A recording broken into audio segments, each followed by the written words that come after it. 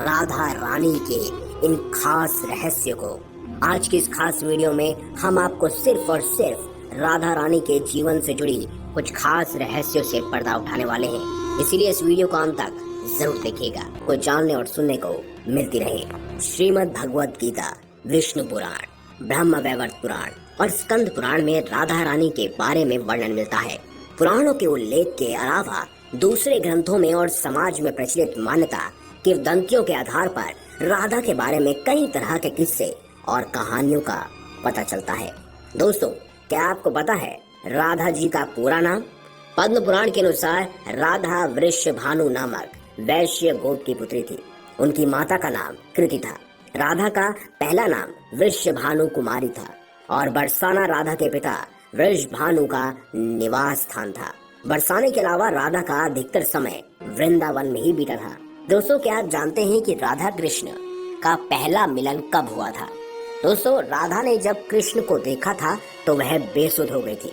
कहते हैं पहली बार उन्होंने श्री कृष्ण को तब देखा था जब उनकी माँ यशोदा ने उन्हें ओखले से बांध दिया था।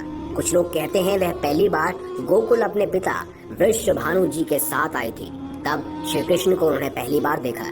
कुछ विद्वानों के अनुसार संकेत तीर्थ पर पहली बार दोनों की मुलाकात हुई थी। अब बात करते हैं पूर्व जन्म से क्या ये तय था कि भगवान कृष्ण और राधा का मिलन होगा?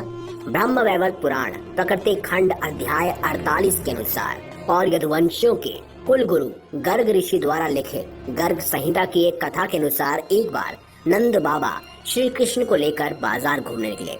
उसी दौरान राधा और उनके पिता भी वहां पहुंचे। दोनों का वहां पहली बार मिलन हुआ।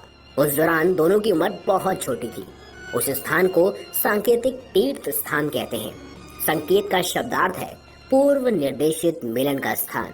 मान्यता है पिछले जन्म में ही दोनों ने ये तय कर लिया था कि हमें इसी स्थान पर मिलना है और यहाँ हर साल राधा के जन्मदिन यानी कि राधा अष्टमी से लेकर अंत चतुर्दशी के दिन तक मेला लगता है। दोस्तों, क्या आपको पता है कि श्री कृष्ण ने राधा जी से विवाह की जिद की थी? जी हाँ, श्री कृष्ण और राधा में बहुत ही गहरा प्रेम था और आज भी इन दोनों का नाम एक साथ लिया जाता है।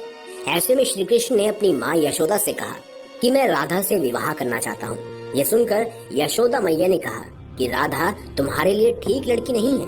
पहला तो ये कि वह तुमसे 5 साल बड़ी है और दूसरा ये कि उसकी मंगनी पहले से ही किसी और से हो चुकी है और वह कंस की सेना में है जो अभी युद्ध लड़ने गया है। जब आएगा तो राधा का उससे विवाह हो जाएगा। लेकिन जब श्री कृष्ण नंद और यशोदा दोनों से ही नहीं माने तो ऋषि गर्ग ने उन्हें बताया कि तुम्हारा जन्म किसी महान लक्ष्य के लिए हुआ है। तब श्री कृष्ण को राधा जी को छोड़कर जाना पड़ा था। कहते हैं श्री कृष्ण ने राधा जी को अपनी मुरली दे दी थी। जी हाँ, भगवान श्री कृष्ण के पास एक मुरली थी जिसे उन्होंने राधा को छोड़कर मथुरा जाने से पहले ही दे दी। राधा ने इस मुरली को बहुत ही संभाल कर रखा था और जब भी उन्हें श्री कृष्ण की याद आती तो वह ये मुरली बजा लेती थी। श्री कृष्ण उसकी याद में मोर पंख लगाते थे और वैजंती माला पहनते थे। श्री कृष्ण को मोर पंख तब मिला था जब वह राधा के उपवन में उनके साथ नृत्य कर रहे मोर का पंख नीचे गिर गया था।